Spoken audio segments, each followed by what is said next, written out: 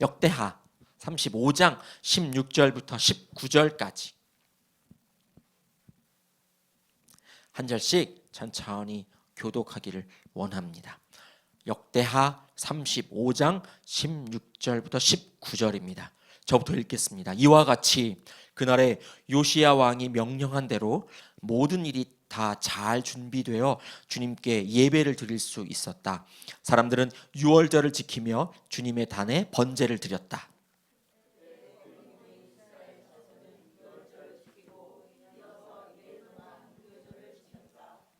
예언자 사무엘 이후로 이스라엘 안에서 이처럼 유월절을 지킨 예가 없었고 이스라엘의 역대 왕들 가운데서도 요시야가 제사장들과 레위 사람들과 그때에 거기 모인 온 유다와 이스라엘 사람들과 예루살렘 주민들과 함께 지킨 그런 유월절은 일찍이 지켜본 왕이 없었다.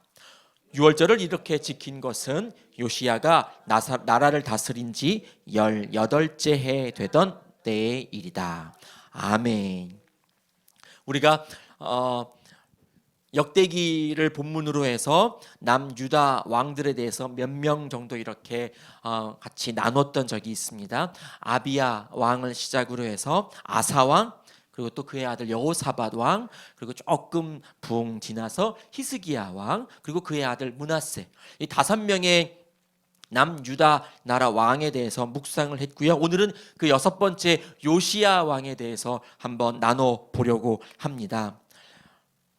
역대하 말씀에 따르면 열왕기 말씀과 역대기 말씀에 따르면 남유다 나라의 왕은 약 20명이 있었습니다. 그 중에 우리가 6명에 대해서 지금 6번째 왕에 대해서 나누고 있습니다.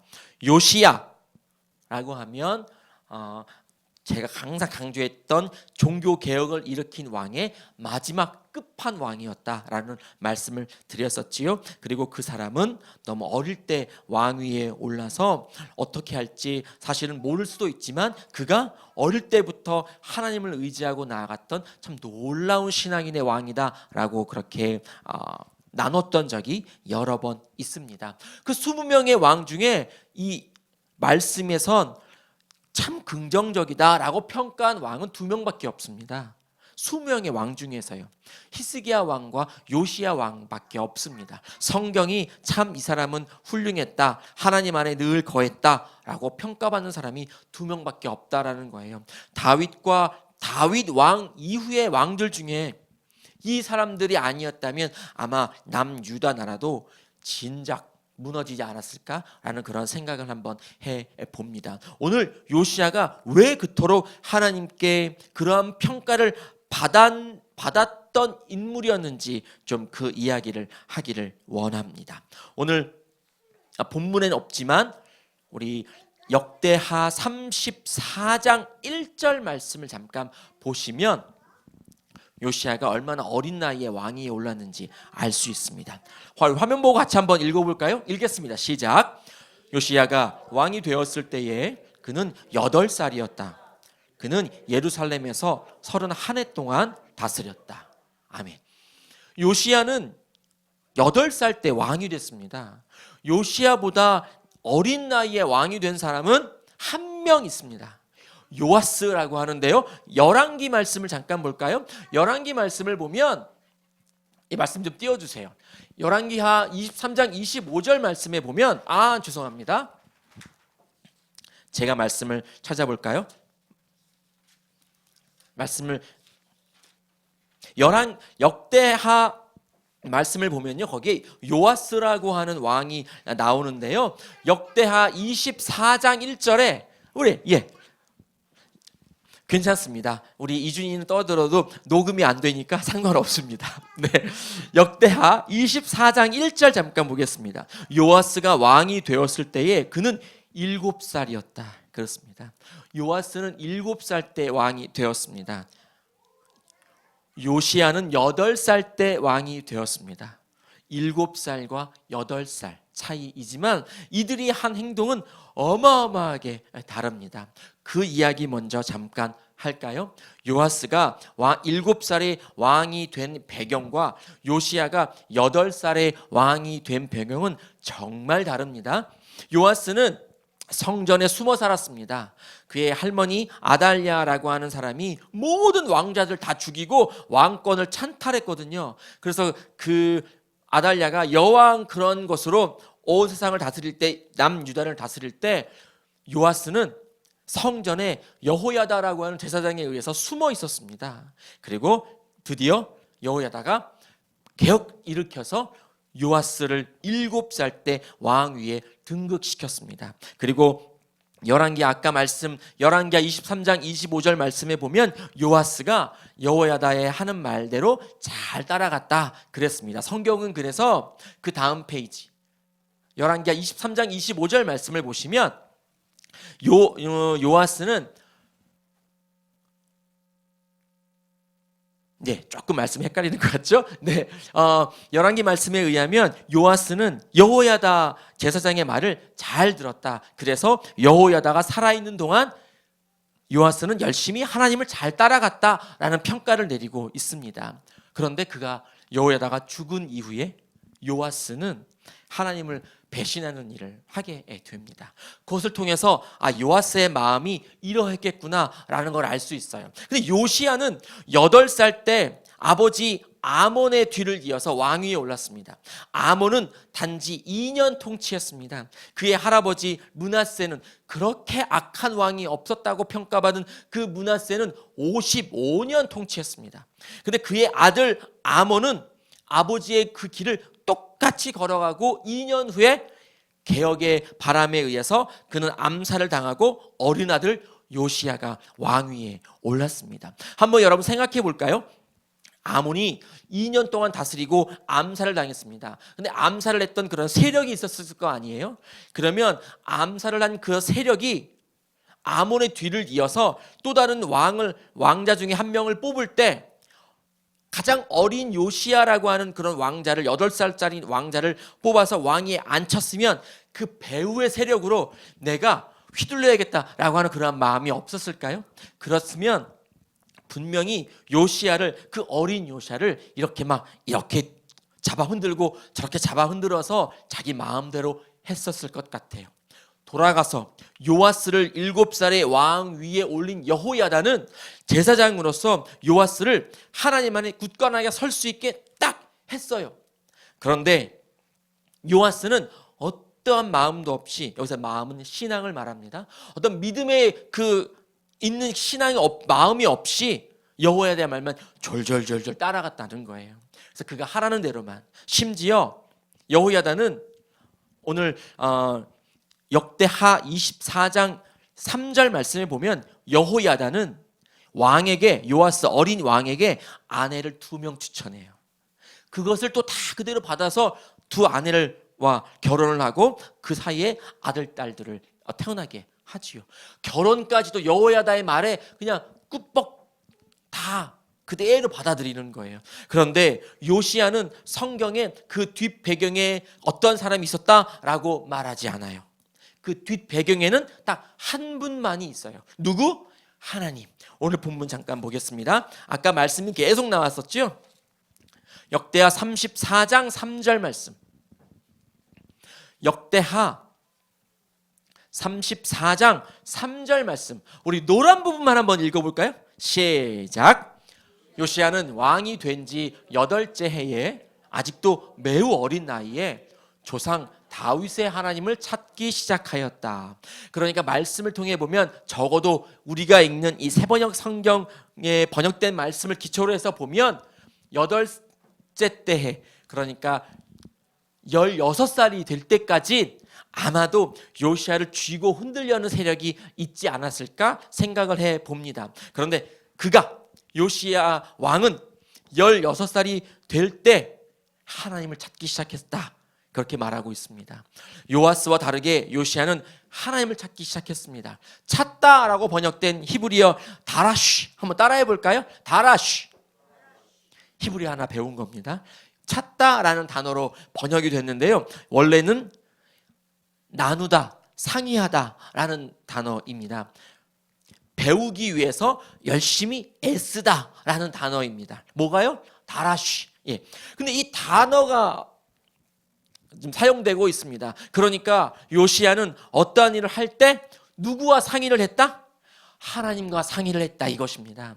어떤 일을 하기 전에 하나님께 기도했겠지요. 하나님, 이러면 이것이 좋습니까? 저것이 좋습니까? 하나님께 이런 것에 대한 질문을 하고 이것이 맞습니까? 라고 여쭙고 하나님 오케이 라고 했을 때 그것을 대로 움직였다라고 하는 것을 알 수 있습니다. 요시야는 하나님만 의지했습니다. 이것이 요시야와 다른 임금들이 다른 행동입니다. 똑같이 어린 나이에 했던 요아스와도 전혀 다른 행동입니다. 요시야는 오직 하나님만 의지하고 나아갔습니다. 우리 아시죠? 시편 146편 3절 말씀 한번 띄워주실까요? 우리는 도울림이 없는 인생을 했는데 우리가 가진 성경책으로 같이 읽겠습니다. 너희는 힘 있는 고관을 의지하지 말며 구원할 능력이 없는 사람을 의지하지 말아라. 우리 인생은 구원할 능력이 아무것도 없습니다. 우리에게는 남을 구원할 수 있는 능력이 없단 말이에요. 오직 누구에게만 있다? 하나님에게만 있다. 여러분 이것을 믿고 나아가시길 바랍니다. 이것이 흔들리면 우리의 신앙은 아무런 힘을 쓰지 못합니다. 우리의 구원은 오직 하나님에게만 있는 줄 믿습니다. 그 어린 나이 요시야가 16살일 때 하나님을 찾고 하나님께 구하고 하나님과 상의하면서 성전을 깨끗하게 수리하고 싶은 마음이 들었습니다. 그리고 제사장들과 레위인들과 이런 사람들을 모아서 헌금을 드리게 하고 온 백성으로 드린 그 헌금으로 성전을 수리하라라는 명령을 내리게 되지요. 그리고 거기서 율법서가 발견됩니다. 율법서는 신명기로 이해하고 있습니다. 그러니까 앞에 토라에 있는 그 신명기가 어찌어찌 하다가 성전 벽 속에 감추어져 있었던 거예요. 여러분 아십니까? 그 세종대왕이 한글을 쓰고 그 말 많지요. 무슨 판 그래가지고 한 것이 어느 벽 속에 감추어져 있었다고 그러잖아요. 여러분도 이거 아십니까? 그 어떤 그 스님이 우리나라의 독립을 위해서 태극기를 만들고 우리나라에 최초로 발간된 그런 신문, 그런 잡지책들을 진관사인가요? 거기 절에 그 벽 속에 딱 감춰둬도 여러분 다 아시지요? 예, 벽은 아마도 그런 것 같습니다. 숨기기에 아주 좀 좋은 장소인 것도 같죠. 어쨌든 그 신명기라는 율법서가 성전 벽에서 발견된 거예요. 수리할 마음이 없었다면 요시야가 지나가고 아마도 성전이 와르르 무너지고 거기에 파묻혀서 지금도 발견되지 못했을 수도 있었을 것 같습니다. 율법서가 발견되었습니다. 요시야가 율법서를 읽고 안 되겠구나, 이런 삶은 아니구나, 하나님이 우리에게 주신 말씀은 이런 것이 아니었구나, 모든 백성으로 하여금 하나님을 다시금 돌이키게 해야겠구나, 종교 개혁을 해야겠구나라는 그런 것에 깨닫고 박차를 가하기 시작했다. 성경 말씀은 그렇게 34장 8절 이후에 율법서 발견한 이후 요시야의 개혁의 행동이 쭉 기록되고 있습니다. 정말 긴 절을 할애했습니다. 열왕기서도 마찬가지입니다. 열왕기 하 22장에는 또 길게 약 17절, 19절에 가깝게 요시야의 종교 개혁에 대해서 나열했습니다. 그만큼 요시야가 했던 이 개혁은, 하나님께로 돌아오게 했던 개혁은 너무나도 중요하고 너무나도 우리가 안 읽으면 안 되는 중요한 본문으로 지금 자리매김하고 있습니다. 그가 하나님을 의지하고 모든 백성들을 주님께로 인도하려는 개혁을 하게 되었습니다. 왜 요시야의 종교 개혁이 이렇게 중요하냐라고 하면, 요시야의 종교 개혁할 당시는요 620년대는 이미 북이스라엘은 무너졌어요. 요시야의 종교 개혁이 622년에 이루어졌거든요. 주님 오시기 전. 그런데 그보다 100년 전, 주전 722년에 북이스라엘이 무너졌기 때문에 이미 100년이 지나고 북이스라엘 사람들은 아수르에서 포로로 끌려가기도 하고 막 여기서 그 아수르 사람들과 생각에도 없는 그런 결혼을 하고 막 이래가면서 타락할 대로 타락하고 막 혼합될 대로 혼합되어 버린 이스라엘 백성들도 함께 예루살렘 성전에서 예배를 드릴 수 있도록 그가 개혁을 일으킨 거예요. 문을 활짝 열고 북이스라엘 사람들도 오시오라고 해서 모든 이스라엘 백성들이 하나로 하나님께 엎드리게 하는 그러한 종교 개혁을 단행했기 때문이에요. 요시아의 종교 개혁은 그래서 이렇게 중요한 겁니다. 여러분, 그런데 우리가 오늘 생각하고 싶었던 것은 바로 이것입니다. 오늘 본문이 말해주고 있는데요, 6월절 절기를 온전히 지켰다라고 하는 본문의 말씀이었지요. 이 요시아가 종교 개혁을 성전을 수리하고 모든 백성들을 모아서 한 첫 번째가 뭐다? 6월절 절기 지키는 것이었다. 6월절 절기의 첫 번째는 제사, 예배로 시작하니까 요시아는 예배를 종교개혁의 마지막으로 삼았던 거예요. 제가 오늘 생각했습니다. 예배드림은 우리의 개혁의 마지막이다. 예배드림은 우리 개혁의 결론이다 생각했습니다. 여러분 한번 따라할까요? 예배드림은 신앙생활의 결론이다. 여러분, 우리 예배드림이 우리 신앙생활의 결론이어야 합니다. 예배드림이 우리의 처음이 되고 중간이 되고 이러한 것이 아니라 예배는 우리의 신앙생활의 결론일 수 있도록 그렇게 예배를 드려야 되는 것입니다. 마지막인 것처럼 우리가 온전한 예배를 하나님께 올려드려야 합니다. 종교개혁을 일으킨 사람이 많이 있으면 여러 명 있습니다. 여호사밧 왕부터 시작해서 한참 이후 히스기야도 종교개혁을 일으켰습니다. 그런데 히스기야 왕의 종교개혁 마지막에 무엇을 했다? 6월절을 지켰다. 말씀이 있습니다. 6월절 절기, 다시 말하면 예배를 드렸다는 거예요. 히스기야 왕도 성전을 청결케 하는 종교개혁을 일으킨 후에 온 백성들을 모으고 6월절 절기, 6월절 제사, 예배를 하나님께 올려드렸습니다. 그에게 있어서도 예배는 자기가 생각했던 종교개혁의 마지막이었습니다. 그런데 히스기야와 요시아의 다른 점은, 히스기야는 준비가 안 됐다라는 것 때문에 한 달 후에 6월절 제사를 드렸습니다. 그런데 그에 반해서 요시아는 준비가 됐든 안 됐든 온 이스라엘 백성들을 모으고 1월 정월 중간에 6월절 예배를 정확하게 드렸다. 성경은 그렇게 표현하고 있습니다. 그래서 오늘 읽은 본문 18절에 보면 이렇게 평가를 내리고 있었는지도 모르겠습니다. 우리 18절 다시 한번 볼까요? 우리 본문 18절 다시 한번 읽겠습니다. 예언자 사무엘 이후로 이스라엘 안에서 이처럼 6월절을 지킨 예가 없었고 이스라엘의 역대 왕들 가운데서도 요시야가 제사장들과 레위 사람들과 그때에 거기 모인 온 유다와 이스라엘 사람들과 예루살렘 주민들과 함께 지킨 그런 6월절은 일찍이 지켜본 왕이 없었다.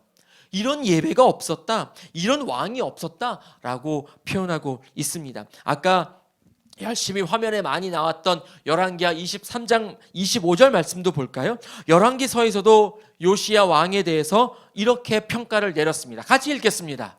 이와 같이 마음을 다 기울이고 생명을 다하고 힘을 다 기울여 모세의 율법을 지키며 주님께로 돌이킨 왕은 이전에도 없었고 그 뒤로도 다시 나타나지 않았다. 아멘. 전무후무한 왕이다. 이렇게 평가를 내리고 있어요. 조금 어렵게 열왕기서는 신명기 역사서로 분류하고 있습니다. 신명기 역사서는 뭐냐? 모든 걸 다 있는 그대로 내린 거예요. 잘했으면 잘했다, 못했으면 못했다, 그냥 잘 기록하고 있는 거예요. 잘했으면 칭찬받고 못했으면 저주받고 벌받고 이렇게.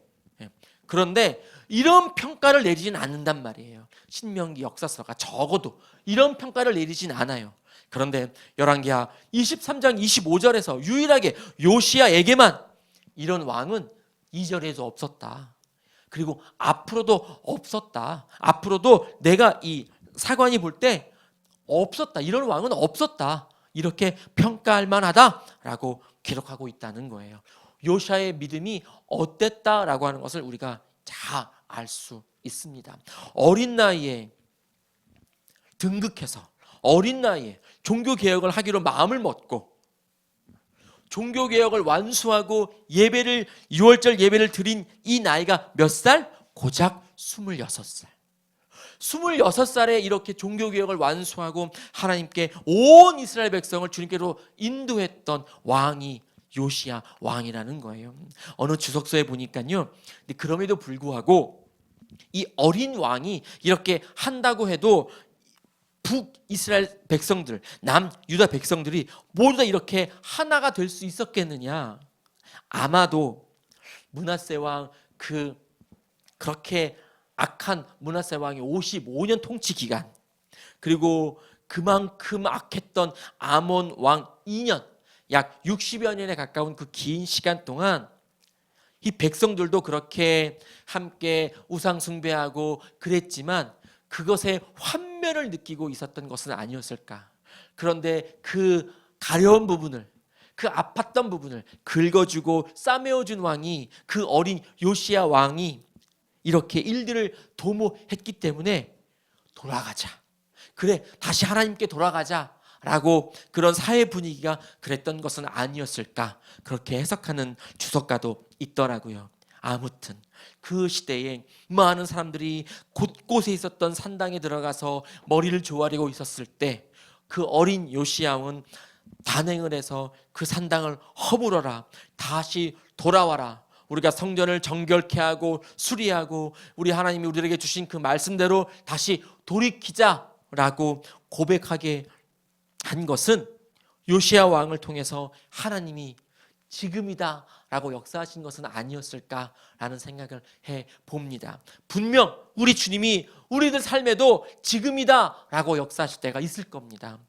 있었을 겁니다. 또 있습니다. 앞으로도 있을 겁니다. 그것에 아멘하고 받잡고 나아갈 수 있는 귀한 지체가 되기를 소망합니다. 용기가 필요합니다. 그 붙잡는 용기, 실행할 수 있는 용기, 우리가 들을 수 있는 용기, 물론 아멘 할 때까지 우리가 붙잡고 나아갈 수 있는 용기, 언젠지 모르지만 깨어 있어야 하는 것이지요. 깨어 있는 것도 저는 용기 같더라고요. 우리가 하나님 앞에 온전한 모습으로 나아갈 수 있었으면 좋겠습니다. 요시야 말년이라고 해봐야 요시야는 31년 통치했으니까요 39살입니다. 39살 때 죽었어요. 요절했거든요. 그런데 그는 전쟁터에 나가서 죽었습니다. 열심히 주님을 의지했습니다. 열심히 주님께 상의하고 나아갔던 왕이었습니다. 근데 그가 일순 자기 생각을 고집했습니다. 열왕기서는 그것을 중요하게 생각하지 않아요. 그냥 쓱 하고 지나가요. 그런데 이 역대하 우리 35장에는 길게 표현하고 있습니다. 느고 애굽 왕이 아수를 도우려고 갈 때 아수를 막고 애굽 왕과 싸우다가 뭐 이렇게 말씀들이 지금 나열되고 있습니다. 그때 우리가 읽지는 않았지만 역대하 35장 21절에 보면 유다의 왕이야 넌 들어라, 왜 나를 막느냐 라고 말하고 있습니다. 왜 나를 막느냐? 하나님이 나에게 석기 가라고 명령하셨는데 너 왜 나를 막느냐 이럽니다. 역대하의 기자는 이 애굽의 느고가 아수르에 가는 것을 하나님의 명령이라고 봤습니다. 그냥 한번 생각해 보면은요, 당시에 여기 21절 말씀에 보면 나는 오늘 왕을 치려고 온 것이 아니라 요시야 남유다 나라를 치러 온 것이 아니라 나와 싸움이 벌어진 족속을 치려고 나선 것이요 되어 있는데요. 이 말씀은 히브리어 말씀을 볼 때 번역을 잘못했습니다. 이것은 싸우려는 족속을 치려고 나선 것이 아니라 족속을 도우려고 나선 것입니다. 아수르라고 하는 나라를 도우려고 나선 것이거든요. 아수르는 북이스라엘을 멸망시킨 어찌 보면 원수의 나라, 그 원수의 나라를 도우려고 나선 애굽을 막는 것은 당연하겠지요. 남유다 왕이라면, 그런데 그때 왜 애굽이 아수르를 도우려고 나섰냔 말이죠. 이미 그때 바벨론이라고 하는 나라가 발흥을 해가지고 아수르를 막 거침없이 쳐들어오고 있었던 때란 말이죠. 요시야 왕이 죽고 난 후 약 30몇 년 후, 그러니까 40년이라고 보면 그 후에 남유다가 멸망을 해요. 그러니까 아주 만약, 역사는 만약을 없습니다. 그러나 그냥 생각해 본다면 요시야 왕이 자기 생각대로 하지 않고 그저 하나님께 다라쉬하고 듣고, 하나님이 그러면 애굽 왕 느고에게도 말씀하신 하나님께서는 요시야 왕에게 당연히 말씀하시겠지요. 멈추어라, 길을 내주어라, 가게끔 해라, 뭐 그런 말씀을 하셨겠지요. 그러면 애굽이 아수르를 도와서 바벨론을 쳤으면, 바벨론이 발흥을 안 했으면 남유다도 멸망하지 않았겠다라는 그런 생각을 그냥 감히 해 봅니다. 그러나 역사는 그런 것이 아니지요. 요시야가 열심히 하나님을 섬겼던 요시야가 딱 한 번 실수합니다. 하나님께 귀를 기울이지 않고 자기 뜻대로 나아가 전쟁을 하다가 그 전장터에서 죽습니다.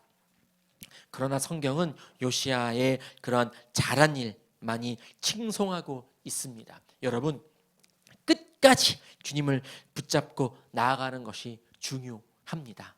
아사왕이 그랬고요, 여호사밧도 그랬고요, 많은 왕들이 그랬잖아요. 히스기야 왕도 마지막에 자기 생각을 나를 드러내고 싶어서 하다가 혼나잖아요. 이렇게 이 요시야 왕도 마지막에 나의 생각대로 움직이려다가 이렇게 죽음으로 끝맺고 있습니다. 여러분, 앞에 열심히 잘했지만 마지막에도 열심히 잘할 수 있는 성도가 되기를 소망합니다. 우리가 하나님을 믿었던 그 순간이 지금이건 태어날 때부터건 아니면 10년 전이건 20년 전이건 아니면 하루 전이건 이것이 중요한 게 아닙니다.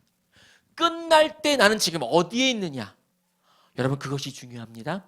끝날 때에도 내가 주님 옆에 있는 그런 지체가 되기를 원합니다. 끝까지 주님을 의지하고 나아갈 수 있는 성도가 되었으면 좋겠습니다.